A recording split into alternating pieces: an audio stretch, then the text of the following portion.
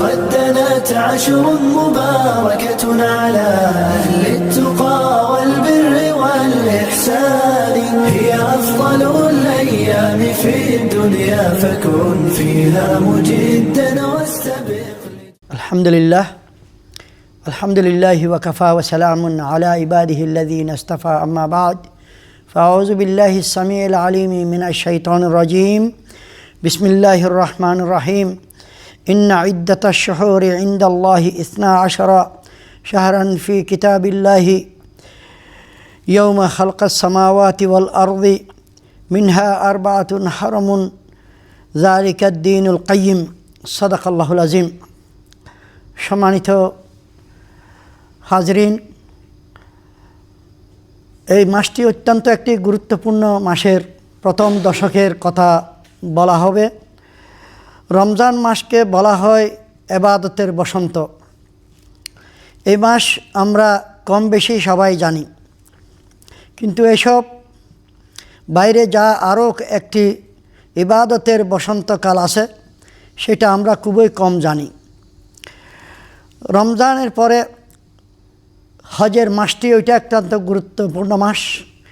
এই মাসটি 12তম হিজরি মাসের 12তম মাস। এই মাসটিকে আল্লাহ তাআলা বলেছেন অবশ্যই আকাশ ও পৃথিবী সৃষ্টির দিন থেকেই আল্লাহর বিধানের আল্লাহর কাছে গণনার মাস 12টি। এর মধ্যে 4টি সম্মানিত মাস। এটি সুপ্রতিষ্ঠিত বিধান। সূরা তাওবায় 34 নম্বর আয়াতে এটি উল্লেখ রয়েছে। আল্লাহ তাআলা এই মাসটির গুরুত্ব অপরিসীম রয়েছে এবং এই মাসটির ব্যাপারে কোরআনে কারিমে আল্লাহ তাআলা শপথ করে বলেছেন ওয়াল ফাজর ওয়া লায়ালিন আশর, শপথ সকালবেলার এবং শপথ 10 রাত্রির। এটা ফজরের 1 এবং 2 নম্বর আয়াতে। তাফসীরে ইবনে কাসির 10 রাতের শপথ সম্পর্কে উল্লেখ করা হয়েছে যে 10 রাতের শপথের দ্বারা জিলহজ মাসের প্রথম 10 দিনেই এর উদ্দেশ্য।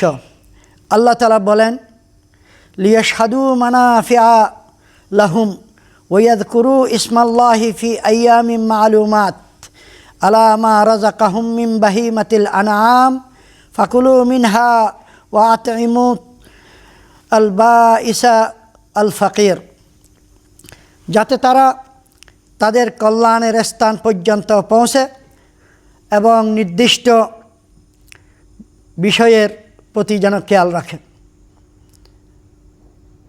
বারাকাল্লাহু ফিকুম।